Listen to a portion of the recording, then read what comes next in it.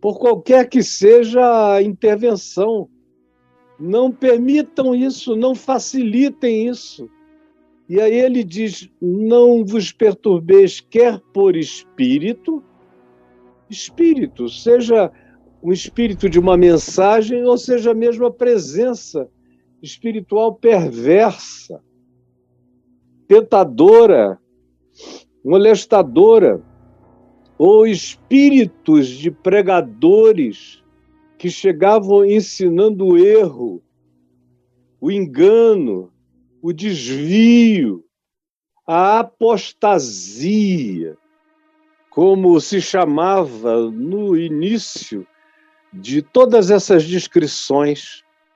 Não vos demovais por espírito, também por palavra, por ensino, por mensagem. Uma pessoa chega aí e fala em nome de Jesus, torce tudo que Jesus disse em nome de Jesus e vocês embarcam.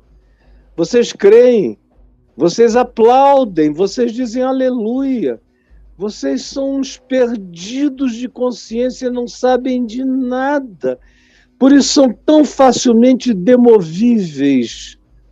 Por isso são tão perturbáveis por espírito, por palavra, ou por carta, por epístola, por livro, por doutrinação sistematizada, como se procedesse de nós. Basta que o cara use as mesmas palavras que eu uso, use algumas frases que eu uso, use alguns chavões que na minha boca são naturais, mas na deles são só repetições, são chavões, e vocês não sabem discernir os conteúdos e mergulham no engano como se fosse algo que tivesse a ver comigo, Paulo diz. Não tem nada a ver comigo. São imitadores, mas que não carregam o fundamento e nem carregam uma coerência do ensino do Evangelho. E vocês fazem isso supondo que, pelo que eles dizem, pelo que eles falam, pelos sinais que eles apresentam, pelas construções escatológicas que eles anunciam, eles dizem que o dia do Senhor chegou, que vai acontecer agora. E aí vocês ficam perturbados, tem gente que quer largar tudo, tem gente que não quer trabalhar mais, tem gente que para de estudar, tem gente que não continua com a vida, tem gente que se desmobiliza completamente, tem gente que desiste do casamento, tem gente que, anunciada essa expectativa de que vai acontecer agora, nesse instante, a qualquer momento, embora o indivíduo seja exortado a viver com essa esperança, com essa expectação da volta do Senhor, ele não é ensinado por Jesus nem pelos apóstolos a marcar data, a ter expectativas de precisão, essas escatologias que vão prevendo e escrevendo os organogramas da volta de Jesus, como a maioria de vocês recebeu pronto, tudo mentira, tudo fajuto, tudo inventado, tudo criado, tudo construído, tudo sistematizado, tudo lego escatológico, não passa disso. E vocês vivem em estado de perturbação, porque não tem a raiz da consciência do Evangelho plantado em vocês. Tudo perturba, tudo angustia, tudo é será que é? Meu Deus, não se deixem levar por isso, Paulo diz. Nem de nenhum modo, ninguém vos engane, ele diz. Não deixem que ninguém, pessoa nenhuma, engane vocês. Vocês já me tiveram, eu encontrei Jesus, eu ensinei a vocês, eu dei a vocês o que eu recebi, com toda fidelidade. Agora chega qualquer um, de orelhada, sem vida com Deus, sem experiência. Qualquer garoto, qualquer um que venha, qualquer arremedo, qualquer imitador, qualquer palrador que só está interessado na própria fama, chega e vocês embarcam.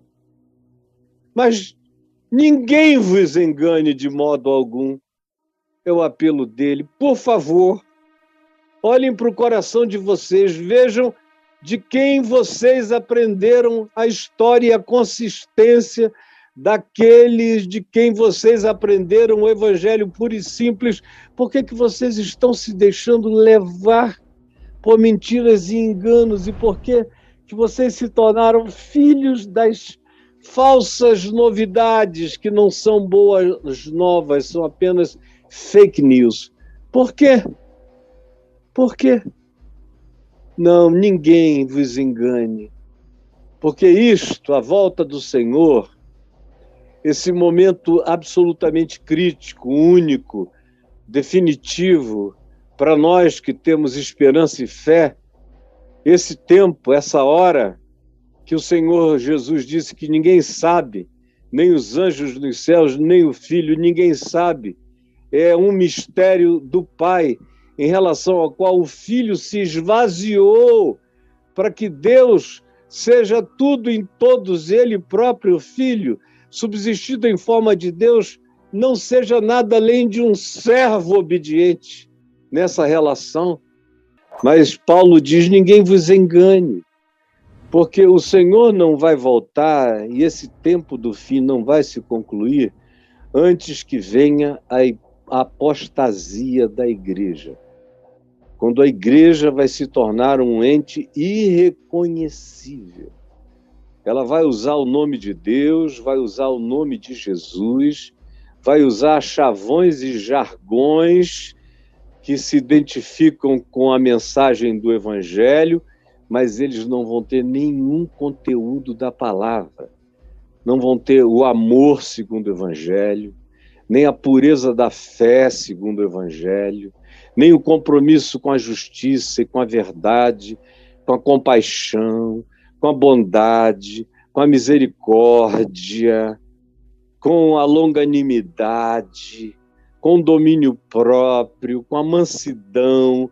Não, tudo isso eles vão chamar de tolice, de coisa de idiota, de bobo.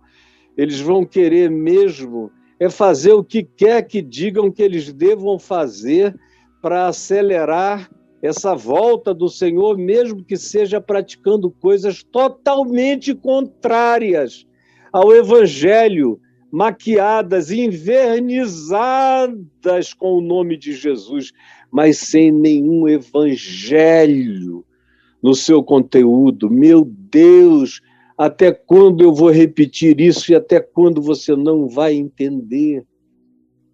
O Senhor não vai voltar antes que a igreja fique como a igreja está ficando. E, num certo sentido, já ficou.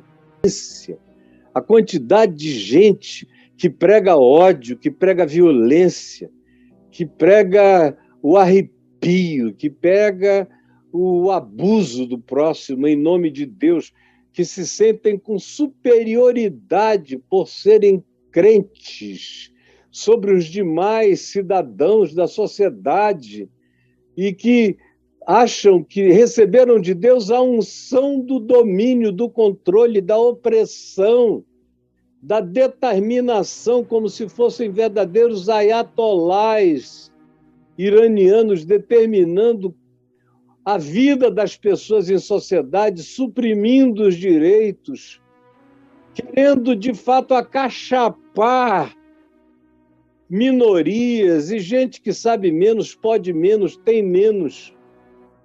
Enfim, e a gente olha para dentro desse ambiente que diz ser de Jesus e o que a gente enxerga é uma coisa horrorosa.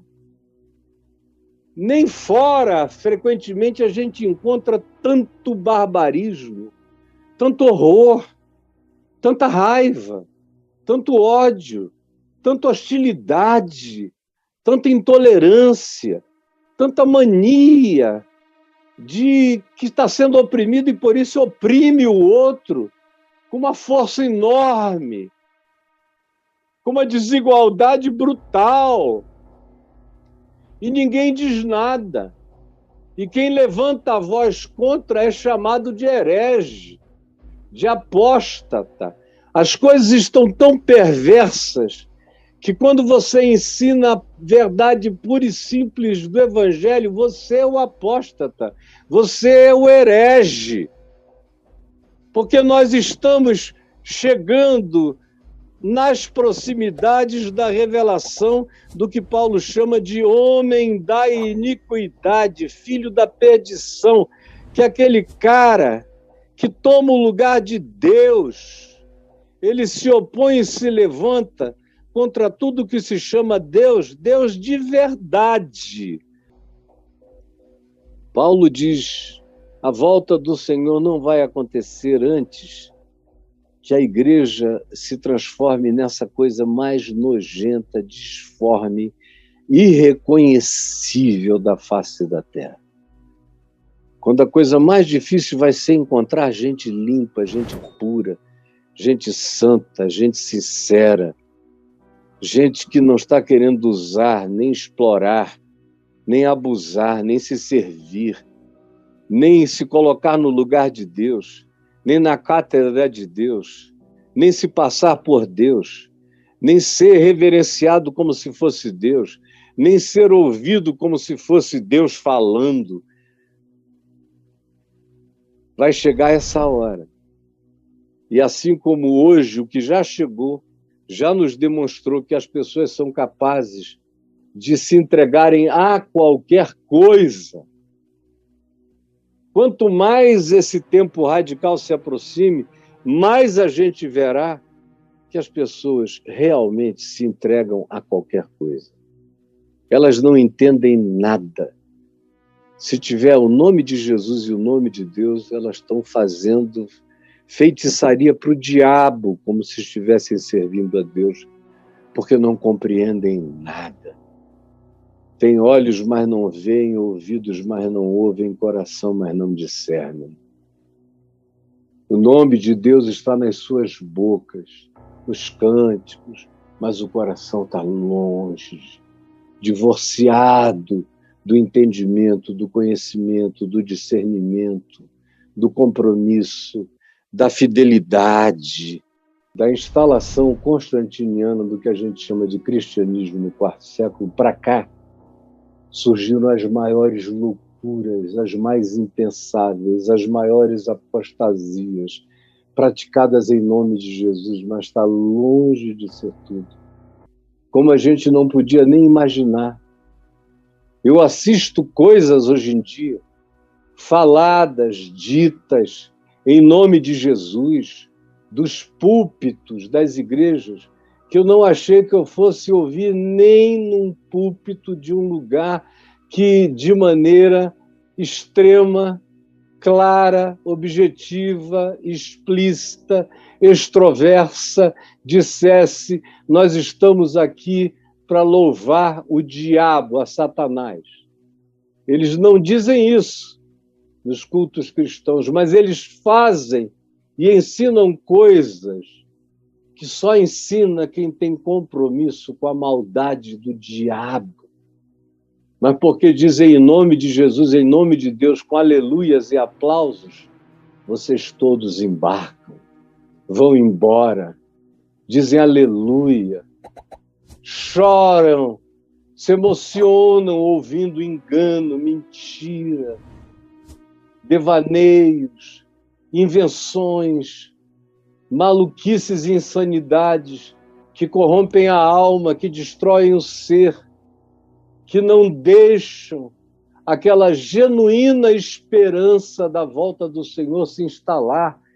Não, são ensinos nervosos, aflitos, apavorantes, angustiosos. Você vai ficar, vai ser deixado, não vai subir, é medo, não está dando dízimo, vai ficar. Não está frequentando o culto, vai ficar. Não está fazendo o que a gente manda, vai ficar. É tudo na base do pânico e do medo. E tem muita gente que vai ficando com problema mental, tem muita gente que vai caindo na bipolaridade, tem gente que vai caindo nos extremismos, borderliners, tem muita gente que vai se tornando esquizofrênica, Tem gente que entra em pânicos, em medos, que não conseguem nem respirar de pavor na vida. Tudo isso sendo ensinado em lugares de cultos em nome de Jesus, tornando a pessoa que deveria esperar a volta do Senhor em paz, com exultação feliz da esperança, em gente nervosa, fanática, apavorada, adoecida, sem certeza de nada, fazendo tudo que mandam fazer, porque eles controlam você pelo medo, pelo medo, pelo medo.